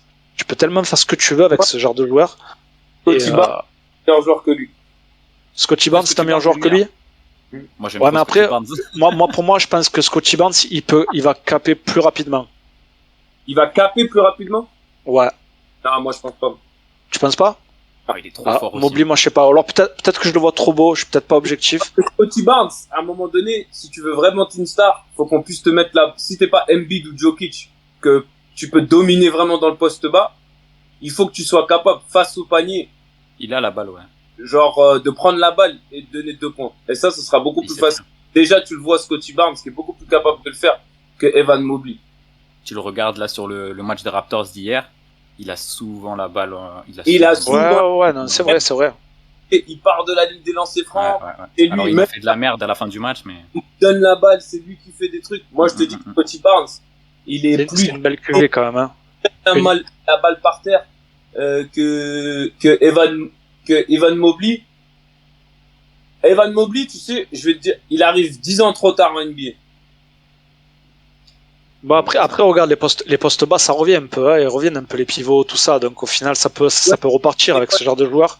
Pas pour les mecs qui font 30 kilos de plus que leur adversaire, mais les postes bas, comme Duncan, on te donne la balle mid-post, et tu joues, tu jabs, nanana. Il y en a qui jouent comme Mobley, parce que Mobley, il va pas back down comme, Ouais, mais tu vois, il a le QI, il sait se placer sur un terrain, il a même un petit shoot, enfin, je sais pas, il est jeune, il peut développer, il a une palette, elle est énorme pour moi. Quel autre joueur superstar a le profil de Mobley? Là, actuellement? Ouais. Il y en a pas. Actuellement. Bah, qui défend comme lui, qui est mobile comme lui, Embiid. Oui, non, mais t'as vu le gap qu'il a, Embiid. On parle pas du même joueur. Hein. D'accord, mais Embiid, ça fait combien de temps qu'il est dans la ligue aussi? Ouais, Embiid, mais il est arrivé, il est rentré dans la ligue, il faisait déjà 130 kilos. Genre, Evan Mobley, il va jamais être costaud comme Embiid. T'as dit après, regarde l'Antetokounmpo, il était comme ça, maintenant, c'est un monstre aux plantes. Il serait comme une gazelle, ok, Evan Mobley. Après, je sais pas comment il va taffer, mais à la base, c'est un extérieur. Evan Mobley, il va jamais jouer extérieur. Non, c'est sûr. Après, ça dépend de ce que tu veux lui donner. Après, tu peux le faire taffer sur l'athlétisme ou sur la vitesse et lui donner un poste, lui apprendre un peu le shoot et le faire un peu reculer, le faire devenir, je sais pas, un stretch four ou mais bon, pour moi, si tu le fais prendre un peu de muscle, un peu de, je sais pas, ça va devenir un monstre. Pour moi, clairement, un joueur injouable. Le joueur celui à qui ressemble le plus à sa sortie de collège, c'est Anthony Davis. Ouais, c'est vrai. Ouais, mais Eddie, il tient bien le ballon aussi. Hein. Quoi? Anthony Davis, il tient bien le ballon aussi. C'est-à-dire? Il est capable de dribbler et tout. Ouais, mais tu vois, par exemple, moi, depuis qu'il dribble, là, Anthony Davis, je le trouve inefficace. Ouais, c'est vrai que c'est pas toujours top.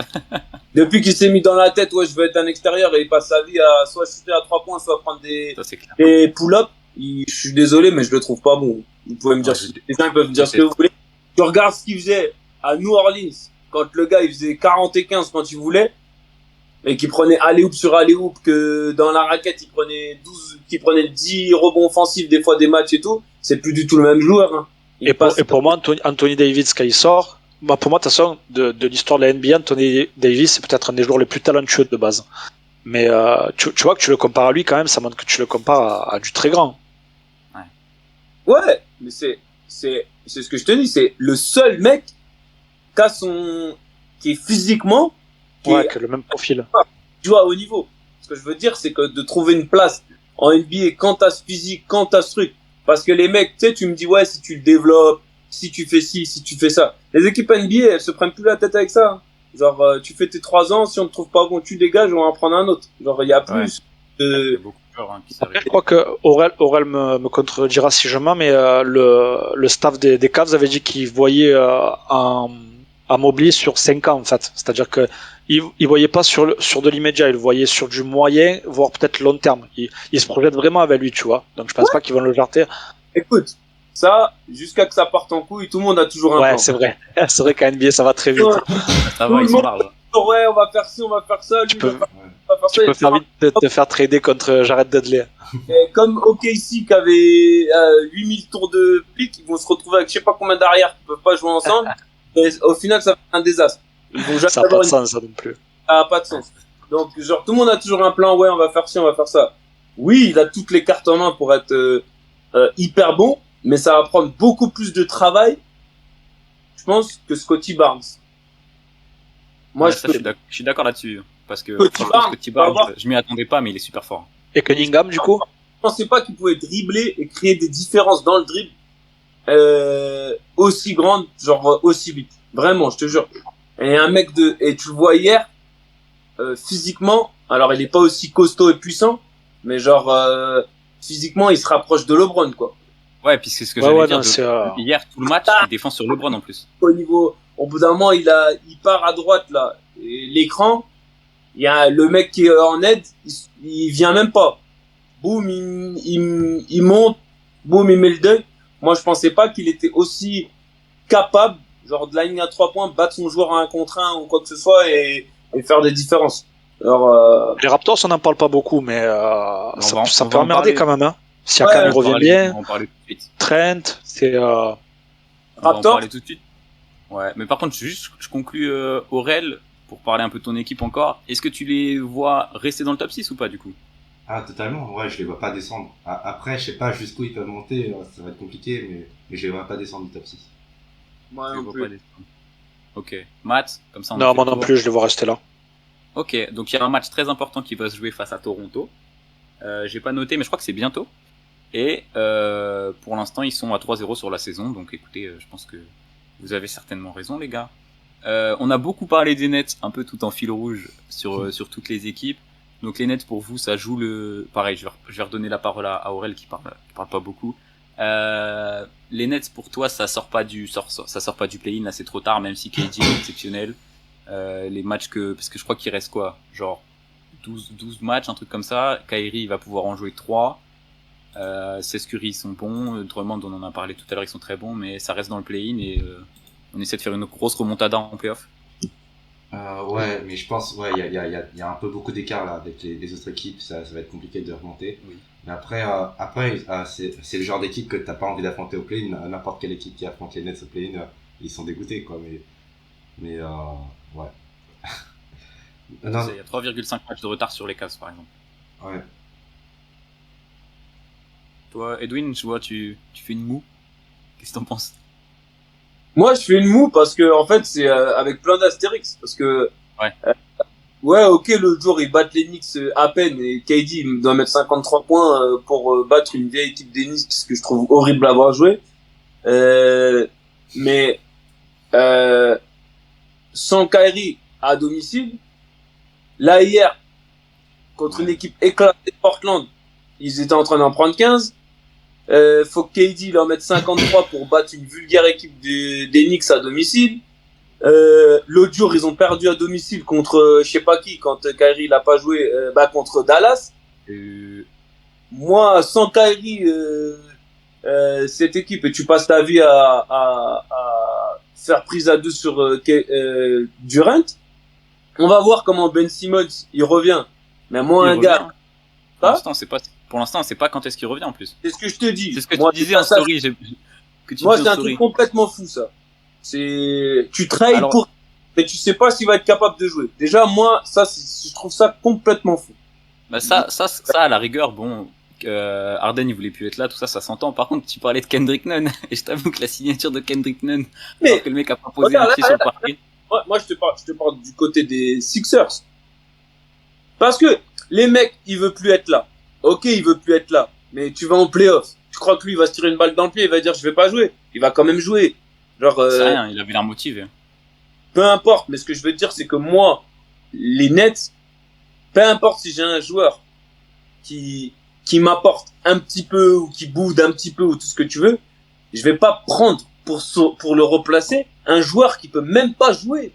Ouais, c'est vrai. Qui peut même pas être sur le terrain physiquement. Pour moi, c'est complètement fou. Quand je disais aux gens, ouais, en vrai, ils ont échangé Harden contre Curry et Drummond, les gens me disaient non. Pour l'instant, explique-moi comment un mec qu'on disait qu'il est en plus hors de forme, Harden, il a fait 10 matchs avec les Sixers, et l'autre qui a rien fait pendant 1 an, il a toujours pas joué, il a mal au dos. Après, il y avait une histoire de contrat aussi. Je pense qu'il se serait barré, Harden, et il voulait pas ça. Je pense qu'ils ont préféré prendre, tu vois, l'échanger contre quelqu'un. Ah, ouais. Bon, c'est Simmons quand même. Pas encore 3 Mais ans. Harden, il a pas prolongé, du coup, il se barrait. C'est comme s'il se barrait contre rien, tu vois, finalement. Donc, ils se sont dit, quitte à ce qu'il se barre, autant qu'on récupère quelque chose, même si c'est un joueur qui n'a pas joué une saison. Et c'est là où, pour moi, tu vois, le trade était logique, en quelque sorte. Et puis, récupérer quelqu'un qui défend. Mais tu vois, ça, c'est un faux problème, parce que, donc, t'as ton laps de temps pour gagner le titre, ça va être cette année et l'année prochaine. Donc, c'est ce que tu me dis. Parce que après l'année prochaine, de toute façon, ils vont pas avoir le salary cap pour garder le contrat c'est sûr. de KD et Ben Simmons. Donc, de toute façon, il faudra qu'ils fassent un choix après l'année prochaine. Donc, c'est que l'année prochaine que tu joues le truc, donc. Normalement, c'est immédiat. Pour moi, tout le monde dit l'année prochaine. Pour moi, les Sixers comme les Nets, c'est immédiat. C'est du court terme, c'est gagner un titre. Voilà. Il n'y a pas d'année prochaine ou quoi que ce soit. Il y a des équipes qui étaient intéressées, c'est comme James Harden. Il aurait pu le trade ailleurs que Philly. On l'aurait pris. Il y a d'autres équipes qui auraient pu le prendre. Ils auraient pu prendre des joueurs qui pouvaient les aider. Déjà, Ben Simmons, le fait qu'il puisse pas shooter, même quand il est en forme, pour l'intégrer dans ton équipe, déjà, c'est un point d'interrogation. Déjà. Marc, ça va, c'est pas un mauvais GM. Je pense qu'il a dû sonder pas mal de teams pour savoir ce qu'il pouvait avoir en contrepartie, tu vois. Mais après, voilà, il y a aussi le fait qu'il renforce un concurrent. Il a fait quoi comme move, Sean Mark? Il a laissé, de mémoire, il y avait Harden. Ouais, il y avait Harden contre Jarrett Allen et Caris LeVert. Ouais. Et au final, c'est comme s'ils avaient récupéré Ben Simmons, Drummond contre Jarrett Allen et Caris LeVert.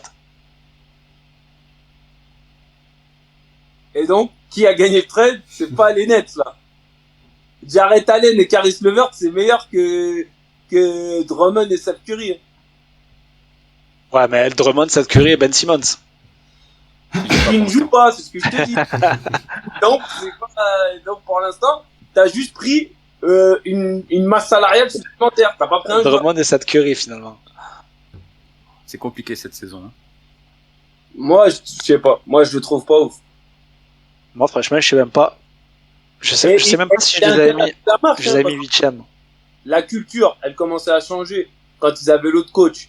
Ils avaient Spencer Dinwiddie, ils avaient Caris LeVert, D'Angelo Russell. Ils ont décidé de tout trader alors qu'ils avaient un groupe de jeunes joueurs qui étaient en train de progresser. Jarrett Allen, machin, qui pouvaient avoir une vraie équipe. Ils ont décidé de se débarrasser de tous ces mecs pour avoir donc ce Big Three. Déjà, le Big Three, tu l'as plus, tu l'as déjà changé. Et là, si ça marche pas, clairement, t'as fait de la merde. Ouais. Et KD, il vieillit, donc faut pas. Ouais, après KD avec son game, tu sais, les gens ils me disent ça, mais franchement. Ouais, mais il est injury prone un peu, enfin. Ça va rien changer pour lui, je te le dis. Ouais, ok. Le gars, il fera toujours 2m10. Les mecs contre qui il joue, ils seront toujours. Parce que c'est ça en fait le truc. Soit il va jouer contre des mecs plus jeunes, qui ont plus d'énergie, mais il va avoir 3 fois plus d'expérience qu'eux. Donc ça va rien changer. Ah, il est injouable. Ou de toute façon, il a pas besoin d'aller ni vite, ni. Le gars, il fait 2m10.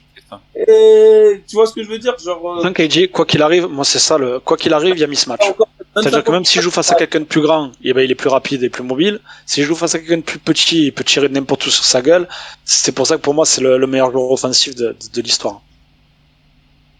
Il est injouable, KD.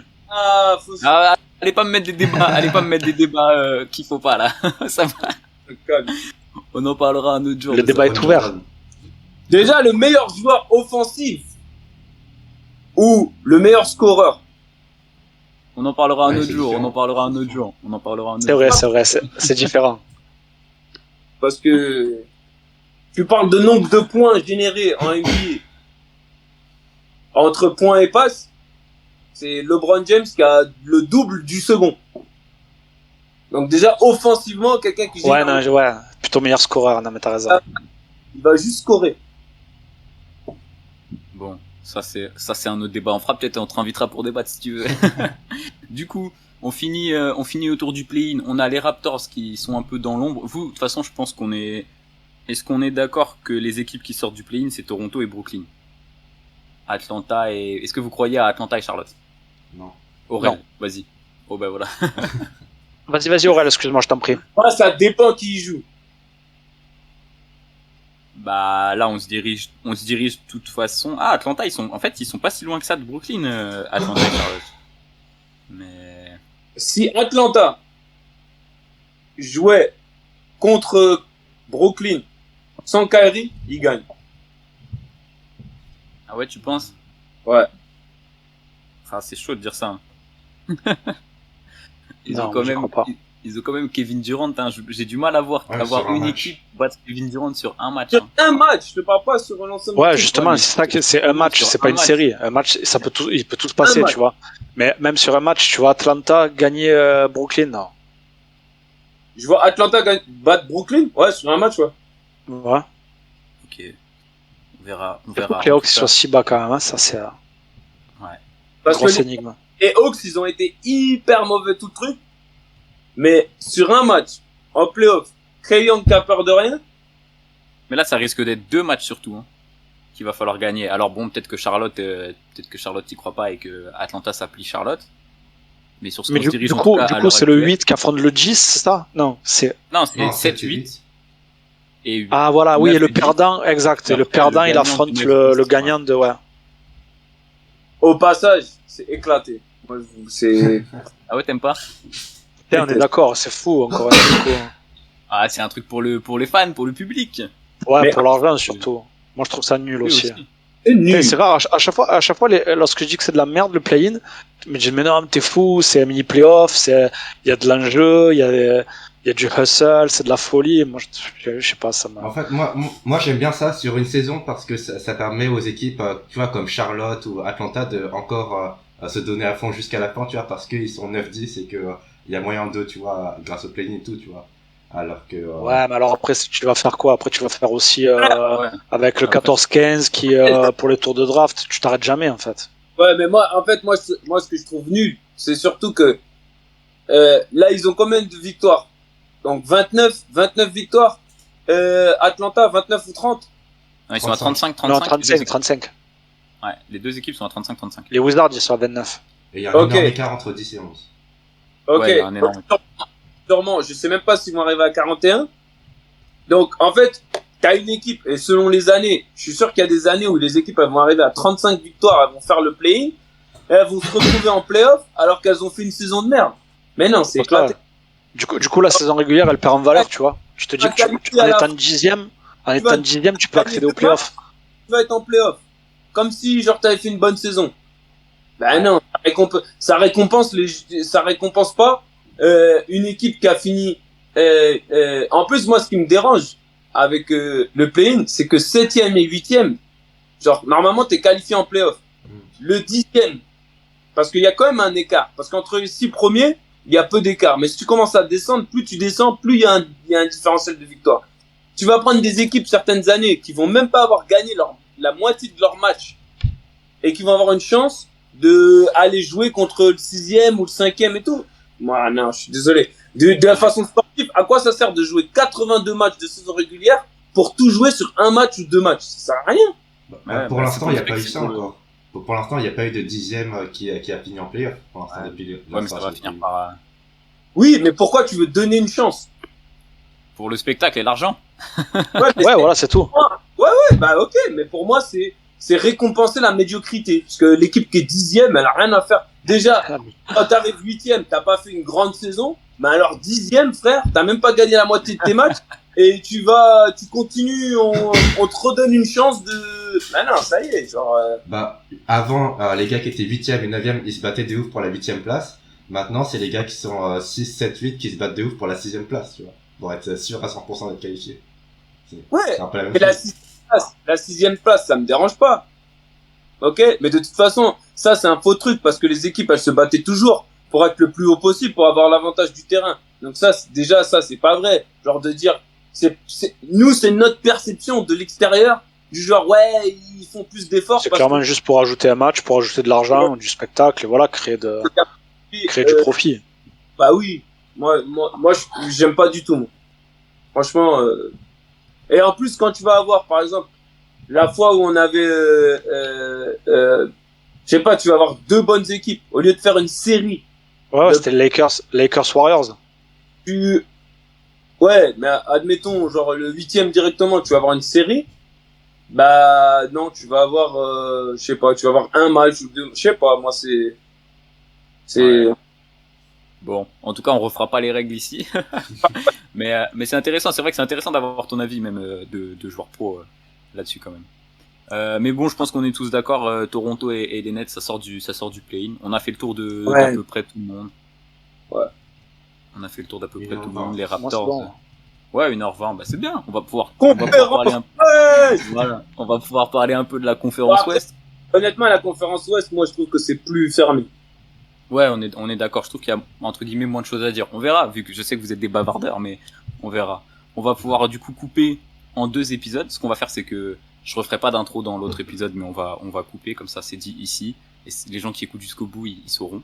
Et on Voilà. va tranquillement passer à la conférence Ouest. Moi, je vais me faire un clap pour juste me être bien. Aurel, tu veux qu'on coupe quelque chose ou pas? Attends, je tiens juste à faire un petit remerciement. Toi qui écoutes jusque là, jusque maintenant, jusque ici. Je t'adore, mec. Merci beaucoup. Ah, ça va pas beaucoup. Avec Ouais. Edwin, Avec ça va Edwin. faire vendre. C'est un peu comme un Avec play-in. Edwin, on va avoir au moins 10 auditeurs. Parce qu'Edwin, on t'a pas dit, hein, mais on n'est pas beaucoup écouté. C'est pour nous. Ça bat les couilles. Ceux qui Voilà. écoutent pas, ils ont tort. Qu'est-ce que tu veux que je te dise? Ça fait vraiment plaisir d'entendre ça quand même.